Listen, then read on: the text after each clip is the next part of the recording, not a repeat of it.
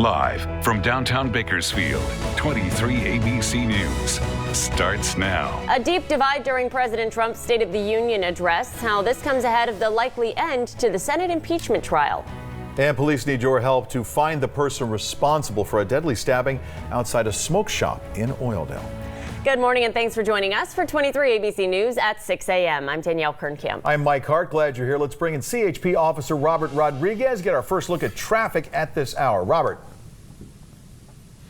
Hey, Mike. Thank you very much. Good morning, everyone. Here on this Wednesday, still a very nice commute for you if you're getting ready to head out and about right now. It looks like local roadways and freeways, again, flowing nice and smooth. And right now, again, no crashes to report here through Bakersfield.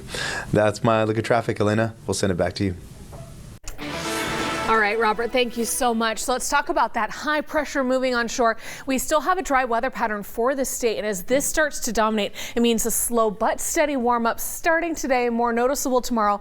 Really nice Friday into Saturday. Until then, it's another freezing morning out there. 33 officially at the airport. We have been at 32 for much of the morning. 20s in Delano, Buttonwillow, and our mountain and desert locations. Look at that in Tehachapi. They have some cold air pulling in.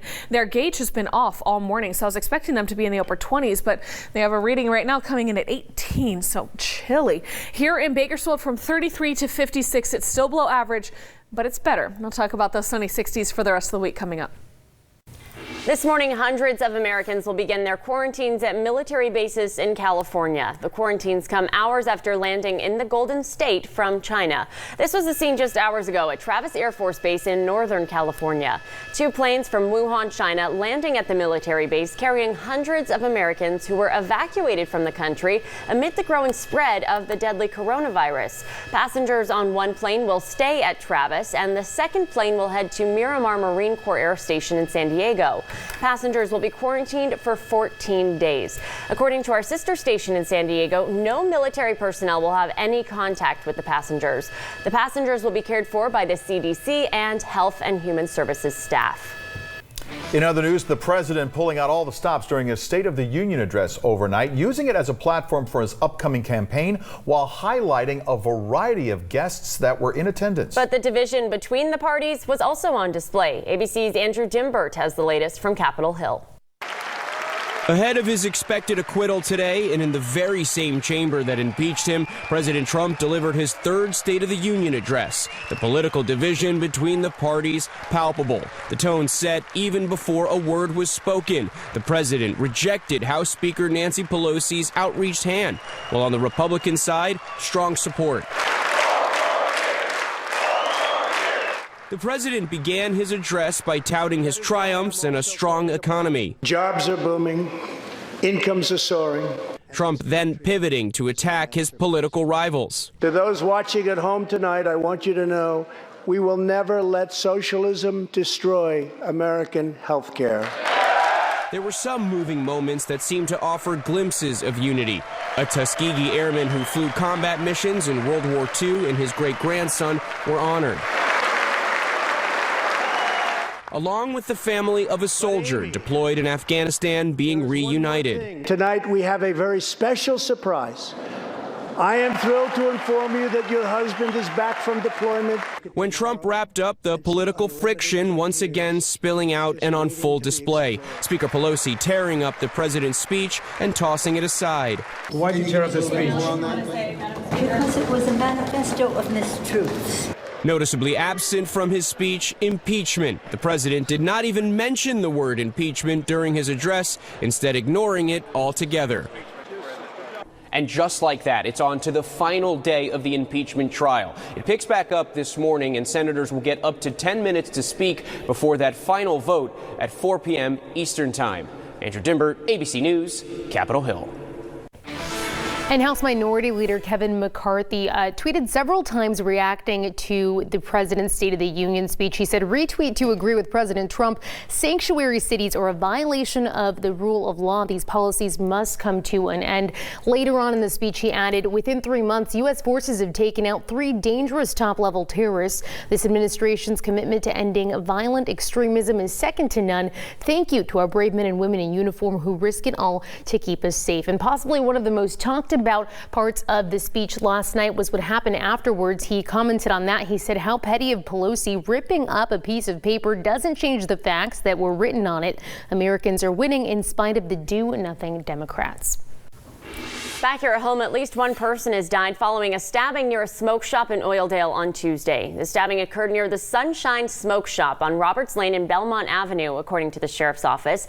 The department said a man was found dead at the scene. No information has been provided regarding a suspect. If you know anything about this incident, call KCSO at 861-3110. Rosemary's Creamery downtown will be closed today in honor and celebration of its founder, Francis DeMarco.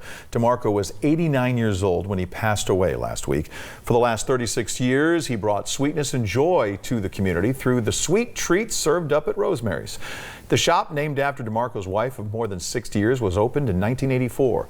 Services are scheduled for this morning at St. Francis Church beginning at 10:30. The Mass starts at 11. The family asks that in lieu of flowers, you make a donation to the Our Lady of Guadalupe School or the Santa Rosa High School Foundation in DeMarco's memory, class of 1949. Health advocates, supporters, survivors, and the Bakersfield College Cheer Squad want you to come out and blare your horn for heart and brain health. On Thursday, the group will be at Jim Burke Ford on Oak Street to rally drivers to honk their horn as they pass by in support of this cause. It's all called Honk for Hearts. But that's not all. The community also has a chance for free blood pressure screenings and hands-only CPR training from 11 a.m. to 1 p.m. Organizers say the event is to bring awareness to heart disease, the #1 killer in the United States.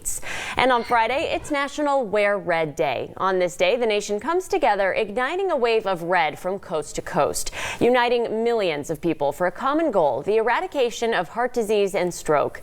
The community is encouraged to wear red and share photos. Tag us at 23ABC News on social media and use the hashtag Kern County Goes Red. Kern County Animal Services has announced a new texting system that will help people who have lost their pets. 23ABC's Daniela Garrido joins us live in studio with a look at the resources it provides. Daniela? Losing a pet can be difficult. Kern County Animal Services wants to make sure you know every possible way to get your loved one back home. I spoke with a family who is using the new texting system during their hard time. It's like my kid, you know. It's so hard, very hard. Words are not enough to explain how I'm feeling right now. Kilo, a red-nosed pit bull, has been missing from his home since Sunday afternoon in southwest Bakersfield. Miles from where he went missing, his owners were searching the Kern County Animal Shelter Tuesday morning in hopes someone had found him. I'm making some list of animal shelters where I can visit and check.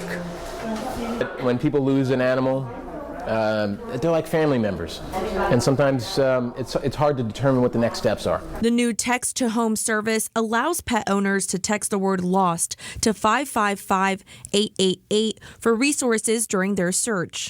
So some of the text messages you receive are a link on your phone to get you right to our webpage to fill out a lost pet form with a description of your animal that comes directly to us. And then we have some volunteers that will look at some of those pets and see if they're in the shelter. I mean, we can't guarantee that we'll find your pet, but we always make the best effort.